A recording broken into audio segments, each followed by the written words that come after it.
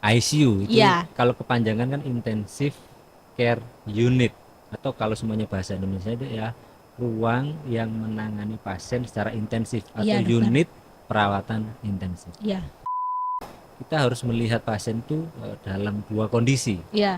Pertama, gagal nafasnya itu, yang kedua ialah penyebab gagal Penyebab. nafasnya. Jadi pertama yang harus kita terapi gagal nafasnya dulu nih. Dengan apa? Dengan alat bantu nafas. Selain kita merawat kondisi kesehatan fisiknya, maka dalam merawat pasien kritis kita juga harus memperhatikan kondisi psikologisnya. Membisikkan bahwasanya keluarga itu mensupport, itu ternyata menghasilkan outcome yang bagus buat pasien. Tapi jangan sering-sering begitu Mbak Eka. Sering-sering.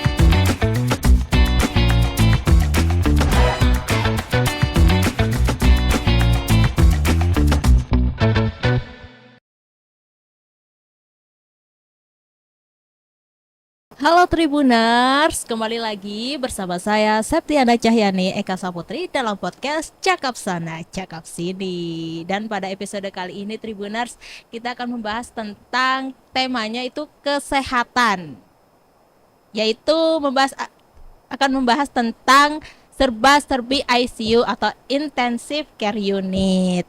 Jadi Tribuners, ruang ICU itu mungkin Tribuners sudah pernah dengar ICU itu merupakan suatu ruang yang dikhususkan untuk menangani pasien kritis dan mendapatkan pengawasan ketat. Jadi penjelasan saya ini benar atau tidak?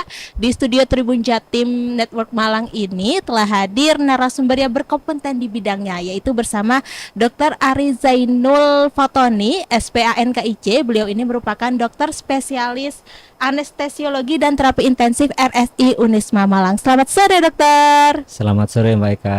Sehat ya, dokter ya? Alhamdulillah sehat. Mungkin bisa disapa dulu dokter Tribuners yang ada di rumah. Selamat sore Tribuners. Semoga Tribuners semua sehat-sehat semuanya di sore ini.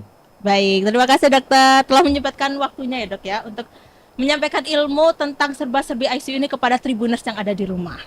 Oke dokter.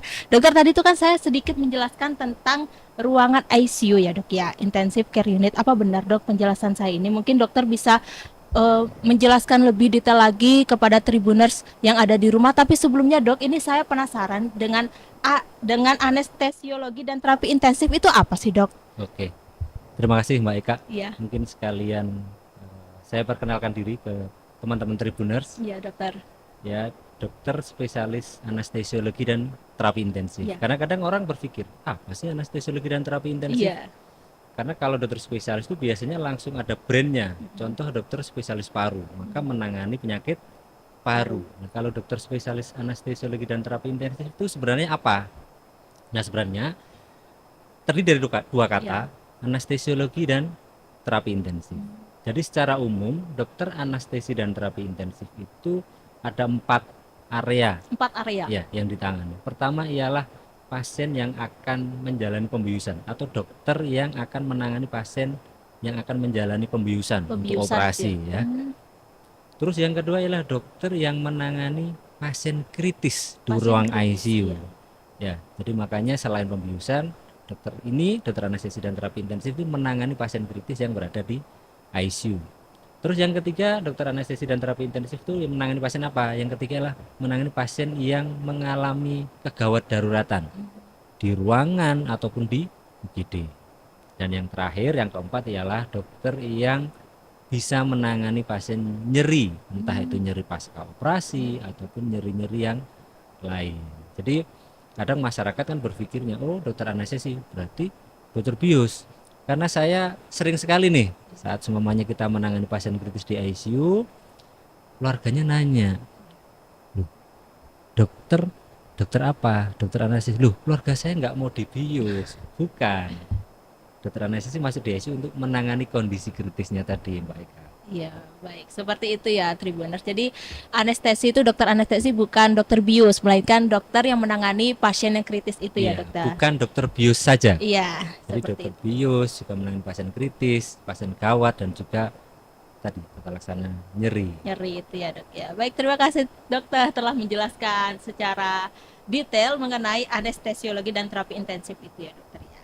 Lalu kita lanjut ke pertanyaan pertama, Dok. Ini Apa sih dok itu ruang ICU? Oh ya, oke. ICU itu Iya. kalau kepanjangan kan Intensive Care Unit, atau kalau semuanya bahasa Indonesia itu ya ruang yang menangani pasien secara intensif atau Iya, dokter. unit perawatan intensif. Iya. Sebenarnya hampir semua rumah sakit itu wajib mempunyai ruang ICU ya. Pasien apa atau apa sih ruang ICU? Secara umum tadi yang dikatakan Mbak Eka sudah benar, yaitu Iya. ruangan yang dikhususkan untuk merawat pasien yang dalam kondisi kritis atau akan menuju dalam kondisi kritis. Menuju kondisi kritis. Menuju kondisi kritis. Biasanya ruang ICU itu kekhususannya ialah karena di ruang ICU itu ada nama alat yang biasa kita sebut ventilator atau alat bantu nafas. Alat bantu nafas. Iya, Itu yang cara- mungkin ya. mungkin di zaman COVID dulu itu Iya. kan banyak sekali pasien butuh alat bantu nafas. Benar. Nah, itulah alat yang khusus sekali spesifik hanya ada di ICU. ICU itu Iya. khusus ya, Khusus ventilator. ventilator. Terus cara kerjanya itu seperti apa dok ventilator itu? Ventilator berasal dari dua kata, ventilasi dan OR-nya. Jadi alat yang membantu nafas. Nafas. Iya, jadi modelnya ialah kapan pasien itu membutuhkan alat bantu nafas atau ventilator itu ialah pasien yang dia gagal untuk bernafas, Mbak Eka. Jadi contohnya kemarin pasien COVID, Iya. kan COVID itu menyerang paru-paru. Iya. Nah, paru-parunya terinfeksi sehingga dia nafasnya terganggu sampai tidak bisa bernafas. Iya. Nah, makanya kondisi seperti itulah yang harus kita gunakan nih alat bantu nafas sambil menunggu kondisi paru-parunya membaik. Nanti kalau kondisi parunya sudah membaik, maka alat bantu nafasnya itu kita pas sehingga pasiennya bisa bertemu lagi tuh Mbak Eka Iya. dengan keluarga pasien. Ya dokter, selain pasien COVID yang ada di ICU itu ya dok ya, terus penyakit apa sih dok yang ada di ruangan ICU sendiri? Sebenarnya cukup banyak karena per definisi sebenarnya yang dinamakan pasien kritis itu ialah pasien yang mempunyai gagal fungsi organ lebih dari satu. Jadi contohnya pasien dengan infeksi paru-paru tapi juga gagal bernafas, itu juga kondisi kritis. Atau pasien yang dia sakit jantung, Sakit jantung. jantungnya tambah parah sehingga tidak kuat bernafas, Iya. maka jatuh juga dalam kondisi kritis. Tapi secara umum pasien-pasien yang jatuh dalam kondisi gagal nafas itu biasanya penyebabnya ada dua hal. Pertama, kondisi medis. Kondisi medis itu paling sering ialah pertama infeksi paru-paru, Infeksi paru-paru. yang kedua gagal jantung ataupun serangan stroke. Serangan stroke. Ya, serangan stroke yang dia menjadi gagal nafas karena kadang fungsi bernafas itu yang mengontrol ialah otak kita. Jadi kalau ada serangan stroke bisa jadi nafasnya akan terganggu. Yang kedua Ya. ialah pasien dengan kondisi pembedahan ataupun trauma. Jadi semuanya kecelakaan, nanti ada perdarahan otak, ada perdarahan di paru-paru, ya itu bisa jadi nanti kondisinya akan harus kita observasi dulu tuh di ICU. Harapannya apa? Harapannya kalaupun jatuh dalam kondisi gagal nafas bisa dapat terapi yang lebih baik. Terapi yang lebih baik. Terapinya itu seperti apa dok? Biasanya. Untuk pasien gagal nafas Iya. yang di ICU, sebenarnya kalau kita merawat pasien di ICU itu kita harus melihat pasien itu dalam dua kondisi. Iya. Pertama, gagal nafasnya itu. Yang kedua ialah penyebab gagal nafasnya. Jadi pertama yang harus kita terapi gagal nafasnya dulu nih. Dengan apa? Dengan alat bantu nafas. Tetapi karena penyebab gagal nafasnya ini dikarenakan penyebab penyakit awalnya, maka terapi yang kedua ialah penyebabnya ini juga ditangani. Contohnya gini, ada pasien terinfeksi paru-paru. Iya.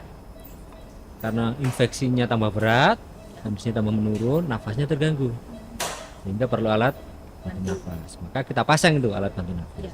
untuk membantu oksigenasinya. Kalau nggak dibantu oksigenasinya nanti malah bisa meninggal karena kekurangan oksigen. Iya. Tapi yang kedua, setelah kita berikan alat bantu nafas, Iya. maka yang kedua infeksinya harus kita tangani. Infeksinya itu. Infeksi paru-parunya. Infeksinya bisa karena bakteri atau karena virus kalau COVID. Makanya kita dalam menangani pasien kritis di ICU, kita mengenal dengan penanganan yang multidisiplin. Multidisiplin. Multidisiplin. Jadi dokter anestesi dan terapi intensif ini tidak bisa bekerja sendiri. maka kita biasanya berkolaborasi nih dengan dokter spesialis paru, dokter spesialis jantung, dokter spesialis penyakit dalam, untuk kita berkolaborasi, harapannya pasien ini tertangani secara holistik. Makanya para tribuners ini jangan bingung kalau semuanya nanti ada keluarga masuk ICU, dokternya nggak hanya satu, Banyak ya dok. banyak. Ada dokter spesialis ICU-nya, ada dokter spesialis jantungnya, ada dokter spesialis penyakit dalam, ataupun dokter spesialis yang Lain. lainnya. Jadi jangan bingung, karena kadang kan Iya. kalau keluarga pasien itu kan mikirnya ya saya sakit satu, dokternya cuma satu. Kalau sudah masuk ICU Banyak ya dok. banyak dokternya. Kolaborasi. Kolaborasi Berbagai mereka. macam dokter. Ada Betul. dokter paru, dokter jantung, sama dokter anestesi. Iya, dokter. betul. Ya.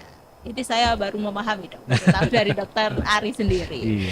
Ya, terus dokter kalau misalkan alat yang ada di ruang ICU itu selain ventilator tadi ya dok ya, itu apa dok? Sebenarnya kalau kita berbicara ICU secara ideal, Iya. itu banyak sekali Hmm, alat-alat yang kita gunakan di ICU. Tapi secara umum Iya. ialah karena pasien di ICU itu kondisinya kritis Ya. dan fungsi organnya banyak terganggu, secara prinsip ialah alat yang wajib di sana ada ialah alat yang bisa menopang Hmm, fungsi organ yang terganggu itu. Iya ya. Jadi kalau ideal yang pertama tentunya ada alat bantu nafas atau ventilator. Tapi kalau semuanya ICU-nya itu sudah berkembang bagus, bisa jadi di ICU ada alat cuci darah. Cuci darah buat Alat. gagal ginjal. Iya, ada alat yang untuk menggantikan fungsi paru-paru. Kalau zamannya COVID itu ada namanya ECMO, dan juga ada alat-alat yang lain. Tapi di area Malang ini paling banyak kalau kita berbicara ICU ya, itu paling banyak alat-alatnya tadi yang pertama tentunya ventilator. Alat bantu Ventilator itu nafas. berarti alat utama yang ada di ICU. Ya betul. Yang kedua ialah alat yang untuk mengobservasi apakah fungsi organnya ini masih berfungsi dengan baik atau tidak. Itu yang namanya monitor. Monitor. Ya, nanti di monitor itu ada saturasi oksigen, ada tensi, ada nadi, dan fungsi-fungsi vital yang lain. Terus yang ketiga, karena pasien dalam kondisi kritis, maka semua obat dan cairan dan juga makanan itu harus presisi. Maka nanti kalau di ICU itu pasien pasti banyak terpasang kabel-kabel, dan juga infusnya itu nyala-nyala semua. Itu namanya infus pump dan syring pump, yang benar-benar untuk memastikan berapa cc sih kebutuhan cairan pada pasien kritis ini. Jadi per tetesnya, persisinya itu sangat dihitung presisi. Dan juga tentu yang terakhir adalah obat-obatan Obat-obatan. ya, yang digunakan untuk mensupport fungsi jantung, fungsi paru-paru, dan juga fungsi-fungsi organ yang lainnya. Jadi secara umum itu Mbak Kalia. Pokoknya kalau di ICU itu pasti pasiennya terpasang banyak sekali. Banyak sekali. ya. Monitor, alat bantu nafas, infus pump, syring pump, dan sebagainya. Jadi kalau misalkan pasien yang di ICU itu kalau untuk memberikan gizi atau nutrisi atau makan itu lewat selang itu atau gimana dok? Iya betul. Kan kita normalnya ialah kalau kita pengen makan Iya. atau pengen gizi kan kita ngunyah nih lewat Iya. mulut terus masuk ke dalam perut. Nah, karena pasien kritis itu kadang tidak sadar, Iya. disuruh ngunyah sendiri kan tidak bisa tentunya. Maka kita biasanya pasang selang hidung, Mbak Eka. Selang hidup. Selang hidung, nanti makannya kita berikan susu tuh lewat selang hidungnya. Berarti susu aja dok, nggak Susu boleh yang dulu. lain. Oh susu dulu. Karena kalau yang lain itu nanti kan harus dikunyah dulu. Jadi kalaupun tidak susu ya ini makanan yang sudah di blender dalam bentuk cair. Oh iya iya iya di blender. Itu kalau bisa lewat selang sehingga nutrisinya masuk lewat perut. Iya. Kalau semuanya terjadi perutnya ini nggak berfungsi, Iya. ya terpaksa nanti makannya lewat infus. Oh infus. Iya, makanya biasanya pasien-pasien di ICU kita pasang yang namanya infus di vena-vena besar, sentral, bisa di leher, bisa juga di bawah tulang iga ini. Nanti di situ bisa masuk tuh makanan berupa infus ke Infus. pasien. Tapi yang paling penting Mbak Eka, Iya. kekhususan ICU ini tidak hanya dari dokternya, perawatnya juga khusus Mbak Eka. Perawatnya juga khusus. Perawatnya juga khusus. Bayangkan pasien kritis bisa mandi sendiri nggak? Nggak bisa. Nggak bisa. Iya. Bisa keramas sendiri nggak? Nggak bisa. Nggak bisa. Makanya yang dinamakan ruang ICU ialah care-nya. Care-nya ini diwakili oleh teman-teman perawat yang selalu mendampingi pasien. Jadi pasiennya dimandikan oleh teman-teman perawat. Kalau keramas dikeramasi. kalau apa namanya tanda-tanda vitalnya selalu dipantau dengan ketat. Makanya peran teman-teman perawat juga sangat besar di ruang ICU ini. Makanya ada perawat khusus juga, perawat yang memang dia khusus ICU. ICU. Berarti nggak boleh keluarga gitu ya dok ya untuk yang merawat pasiennya nggak boleh Untuk yang di ruang ICU, secara umum yang melakukan observasi dan juga melakukan perawatan total care ya perawat. Perawat. Nanti keluarga biasanya mendampingi ataupun memberikan support ke pasiennya, karena kadang kan diberikan doa-doa ya, karena memang ini Mbak Eka ya, pasien kritis itu kan kadang ada yang kondisinya membaik, tapi bisa jadi hal-hal yang tidak diinginkan itu terjadi. Jadi harapannya sih dengan keluarga mendampingi dan mendoakan, kita tidak pernah berharap kondisi yang tidak diharapkan itu terjadi. Tapi kalaupun itu sudah terjadi, harapannya pasien itu husnul khotimah lah kalau secara agama Islam itu. Jadi gak hanya peran dokter saja yang besar ya dok ya, tetapi perawat ini juga besar perannya. Sangat besar sekali untuk pasien ICU. Iya. Terus dokter, ini kalau misalkan bagaimana kalau pasien itu koma dok? Itu kalau memberikan makanannya seperti apa dok kalau koma itu? Sebenarnya koma itu bagian dari kondisi kritis itu. Cuman organ yang terkena otaknya. Karena organ yang terkena otaknya, maka jatuh dalam kondisi koma atau bahasa awalnya tidak sadar. Maka ya tadi kembali ke prinsip penanganan pasien kritis Mbak Eka. Maka yang ditangani ialah kalau makan, ya, nutrisinya lewat selang, obat-obatannya lewat infus dan lain sebagainya. Jadi pasien koma ialah bagian dari pasien kritis itu sendiri. Tapi bagaimana sih dok kalau misalkan kondisi psikis dari pasien yang akan masuk ke ruang ICU, apakah mereka pernah mendapatkan tekanan kecemasan seperti itu? Oh ya betul sekali itu. Itu pertanyaan yang sangat bagus sekali itu. Karena kadang pasien atau keluarga pasien itu kalau semuanya sudah jatuh dalam kondisi kritis kan pasti kita komunikasi bahwasannya keluarga bapak jatuh dalam kondisi kritis. Makanya selain kita merawat kondisi kesehatan fisiknya, maka dalam merawat pasien kritis kita juga harus memperhatikan kondisi psikologisnya.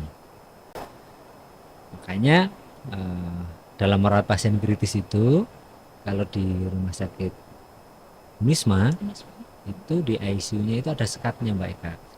Sekatnya. Jadi kalau dia kondisi kritis yang masih kondisinya dalam kondisi setengah sadar atau sadar, dia nggak bisa melihat pasien yang lain.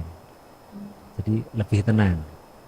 Terus yang kedua tentunya ya memang peran keluarga sama peran tim perawat ICU yang melakukan edukasi dan juga pendekatan secara psikologis nih pada pasien tersebut. Jadi memang kecemasan itu bisa dikelola dengan pendekatan personal ataupun pendekatan komunikasi. Kalau itu semua gagal, maka ya terpaksa Mbak Eka, kita gunakan obat-obatan. Obat-obatan seperti apa dok? Obat-obatan biasanya obat-obatan yang untuk menurunkan kecemasan. Menurunkan kecemasan. Khusus ya dok? Khusus. Jadi memang ada obat-obatan yang kita gunakan untuk menurunkan kecemasan, dan kadang kita tidurkan Mbak Eka pasien-pasien kritis tersebut. Bukan dibius ya dok? Bukan. Jadi kalau dibius itu, jadi beda antara tidur sama dibius. Apa bedanya? Kalau tidur itu orang masih tidur, dibangunkan masih bangun. Tapi kalau dibius itu mau dipukul, diiris, pasiennya tidak bangun. Karena kalau dibius itu khusus untuk pasien yang akan menjalani operasi. Tapi kalau pasien kritis memang butuh istirahat. Kenapa kok butuh istirahat? Agar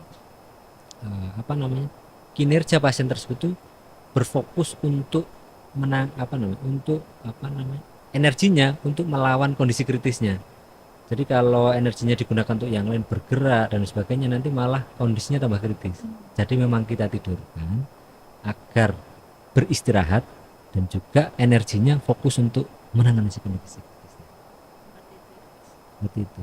Karena prinsipnya ialah semua pasien siapapun tidak ingin masuk rumah sakit. Iya. Masuk rumah sakit ialah pengennya keluar dari rumah sakit. Sama. Semua pasien yang masuk ICU ialah bagaimana caranya pasien tersebut ialah keluar dari ruang ICU. dari ruang ICU. Iya. Terus kalau misalkan suhu ruangan di ICU itu ada pengaturannya nggak sih dok? Harus berapa? Untuk pengaturannya memang kita buat suhunya agak rendah, ya, biasanya berentang antara 28 sampai 30 ya, untuk membuat perkembangan bakterinya tidak banyak, ya, sehingga kondisi ruangannya itu menekan pertumbuhan bakteri, biar pasien kritis itu akan sangat mudah terinfeksi. Jadi biar tidak mudah terinfeksi. Terus yang kedua kadang gini, keluarga itu kadang pengennya lah kalau kondisi kritis kan pengen nemanin terus. Nanti sebenarnya kalau di ruang ICU itu kita dibatasi. Bukan untuk apa-apa Mbak Ika. Iya. Biar kadang kan orang sehat itu kan bawa bakteri. Iya. Nah, kalau masuk nanti terlalu sering kontak, nanti malah terinfeksi dari orang-orang sehat tersebut. Bakterinya nanti malah mengenai pasien yang kritis tersebut. Gitu Mbak Ika. Oh, seperti itu ya. Tuh. Berarti dibatasinya berapa orang dok? 1, 2 biasanya kita batasinya ialah pasien itu kita masukkan di jam-jam tertentu, keluarga pasien ya. Kita masukkan di jam-jam tertentu, dan itu tidak boleh barengan, cuma 1 atau 2 orang yang mewakili keluarga, ya.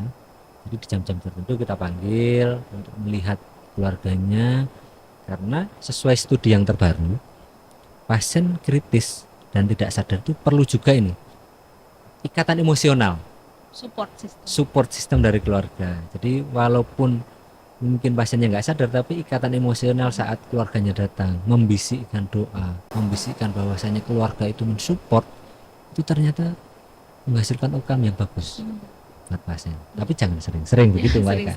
Nah gimana dok taunya sering apa enggak? Nanti perawatnya yang beritahu, monggo keluarga masuk. Jadi tolong kalau keluarga menunggu pasien di ICU sabar aja, nanti pasti ada waktunya dipanggil oleh tim ICU. Seperti itu ya.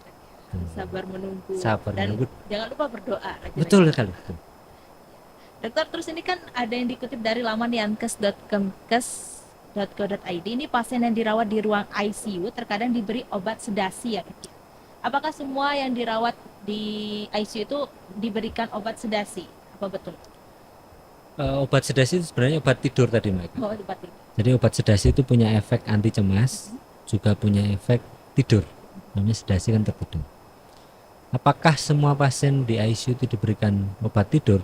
Tentunya tidak. Tidak ya. Jadi kalau dia sudah bisa tidur sendiri tanpa obat, tadi dengan ditemani, mungkin dengan pendekatan komunikasi, sudah bisa menerima dan bisa istirahat dengan baik di ICU, tidak perlu Mbak Eka. Tidak perlu ya. Tidak perlu. Tapi kalau kondisinya tambah kritis dan memakai alat bantu nafas, itu biasanya yang perlu kita tidurkan. Karena kalau enggak tadi nanti aktivitasnya yang lain, kakinya gerak-gerak, tangannya gerak-gerak, padahal fokusnya harusnya ke fungsi nafasnya. Fungsi nafasnya dapat terganggu ya. Dapat terganggu. Oke, baik dokter. Terima kasih dokter atas waktu dan kesempatannya. Sama-sama Mbak Eka. Ini sudah habis dok ya, berbagai macam pertanyaan yang telah ditanyakan kepada dokter Ari Zainul Fatoni. Oke dokter, terima kasih ya dokter ya. Sama-sama Mbak Eka, semoga penjelasan kita kali ini mungkin memberikan manfaat ke Tribuners, sehingga kalaupun kita tidak pernah berharap keluarga kita jatuh dalam kondisi kritis, tapi kalaupun ada keluarga kita atau tetangga kita sakit kritis, artinya kita sudah mulai paham bahwasanya ada ruang ICU itu, dan yang paling penting tadi Mbak Eka, doa ya dok. Karena kita ini hanya bisa berusaha aja, jadi doa yang paling penting.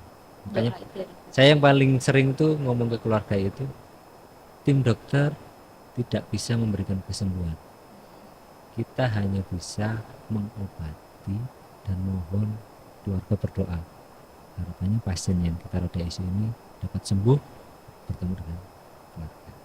Gitu. Baik, terima kasih dokter atas waktu dan kesempatannya telah hadir di studio Tribun Jatim Network malam ini.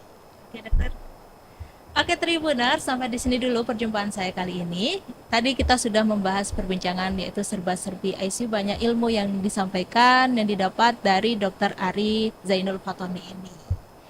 Jadi kesimpulannya jangan berhenti berdoa ya dok ya. Iya. Dan juga di ruang ICU itu ada yang namanya ventilator yaitu alat bantu nafas. Tuh, dan jangan lupa kalau kondisi kritis ingat dokter spesialis anestesi dan terapi intensif, yaitu Dr. Ari Zainul Fatoni tentunya. Oke dokter, terima kasih ya dokter ya. Terima kasih Mbak Eka. Assalamualaikum warahmatullahi wabarakatuh. Oke Tribuners, sampai di sini dulu perjumpaan saya kali ini. Saya Septiana Cahyani, Eka Saputri, dan dokter Ari Janul Fatani. pamit undur diri. Ketemu lagi dalam podcast Cakap Sana Cakap Sini episode berikutnya. Assalamualaikum warahmatullahi wabarakatuh.